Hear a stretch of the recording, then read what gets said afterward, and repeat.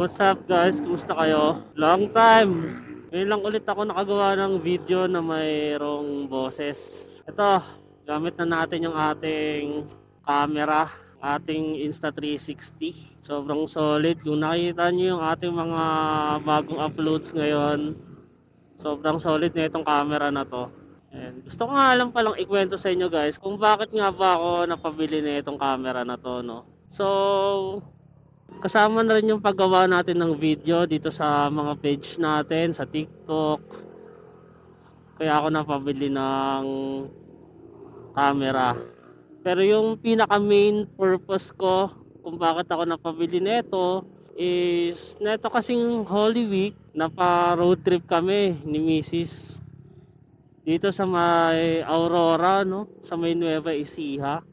And sobrang ganda doon guys, as in sobrang solid. Ayun nga, wala kaming masyadong memories na nakuha kasi wala kaming pang video. Though meron kaming makakuha sa cellphone, yun nga lang, limited lang. Tsaka hindi makunan yung mga, hindi makunan yung buong paligid guys. As in, limitado lang yung makakuha natin doon. Sayang yung view guys. Kaya yun, sabi ko babalik kami doon and nag-decide ako na bumili nitong Insta360. X3 nga lang pala tong nabili natin guys. Kasi masyado pang mahal yung X5. Yung X4 naman, feeling ko hindi sulit kung mag-X4 pa ako. Same quality lang naman. And smooth pa rin naman yung video na itong X3. Kung nakikita nyo naman yung mga upload natin, sobrang solid naman, di ba? And isa pang reason ko kung bakit ako napabili is yung for security purposes, guys. Siyempre, alam naman natin yung panahon ngayon is maraming mga nangyayaring mga aksidente sa kalsada. And yung kailangan natin ng for security purposes na camera. So, kaya, ayun, napabili ako na itong camera na to. Yun lang guys. Gusto ko lang mag-share ng mga videos ng adventures natin araw-araw gamit ang ating bagong camera. Which is itong Insta360 X3. Napaka-solid na camera.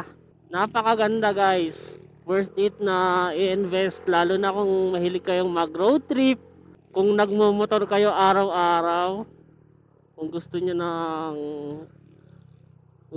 ma-record yung mga nangyayari sa paligid niyo. And kung aspiring content creators ka rin, kagaya ko, worth it na worth it to. Itong ating Insta360 X3. So, yun lang guys. Abangan nyo na lang yung mga video na i-upload natin soon sa ating mga social media platforms, which is yung TikTok, yung YouTube, pati yung Facebook page natin. So, kung bago ka lang dito at napadaan ka, huwag mong kalimutang mag-follow or mag-like or mag-subscribe sa ating mga social media platforms, no? So, ayun nga. Hanggang sa muli, guys. Focus na muna tayo sa daan. Yun, oh! Harurot, oh! Usong-usong ngayon yung circuit concept, eh, no? Napaka-pogi. Nice, nice. So, ayan, guys. Peace out. Yo!